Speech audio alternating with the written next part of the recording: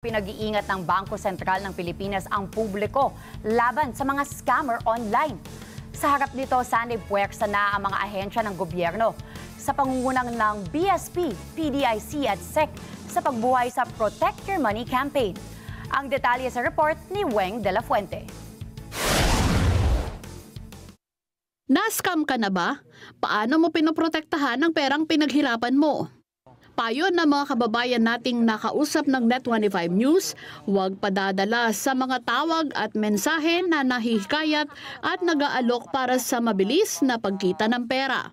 Yung ingat lang po sa mga scammer kasi minsan bibigyan ka ng mga ganong style Bibigyan ka ng mga style nila na tulad na nanalo ka ng ganito.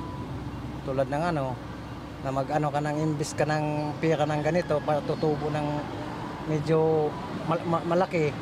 Yun, scammer talaga yan. Di mo pinagtrabuhan, tutubo yung pera mo malaki. Huwag kayong maniwala po dyan. Kasi ingatan natin yung pera kasi pinaghirapan natin yan Huwag tayong magpaloko sa mga scammer. Siyempre, sisiguraduhin ko munang tama yung tao na kaharap ko, hindi yung manloloko. Kasi mahalata mo naman yung scammer, yung nagmamadali.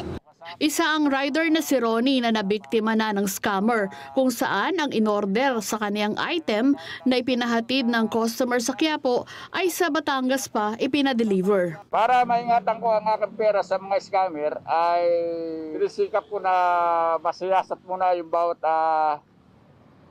kinuha sa akin, pinapa-deliver, pinapa-parcel para hindi ako ma-scam. Dahil naghanap na scam ngayon sa Pilipinas. At anong gawin ako, nagbabago lang sila ng estratehiya sa pag-i-scam. Kaya ang Financial Sector Forum binuhay ang Protect Your Money campaign dahil sa tumataas na kaso ng financial scam sa bansa. Sa datos ng Bangko Sentral ng Pilipinas o BSP, aabot sa 3.37 billion pesos ang halaga ng sangkot sa unauthorized banking transactions mula 2022 hanggang 2024. 2013 pa nang simulan ang PYM campaign, ngunit inayos ito dahil na rin sa innovations ng cybercrime at dumadaming bilang ng Pilipinong nabibiktima ng scams o hindi otorisadong bank transactions. Napansin ng BSP na tinatarget ngayon ng mga scammers ang mga retirado, mga overseas Filipino workers at mga inosenteng mamamayan. Ayon sa BSP Consumer Assistance Mechanism, posibleng mas malaki pa ang halagang sangkot dahil ang mga tinukoy sa unauthorized transactions ay sumasakop lamang sa mga kasong natanggap ng BSP at mga voluntaryong impormasyon ng mga complainants.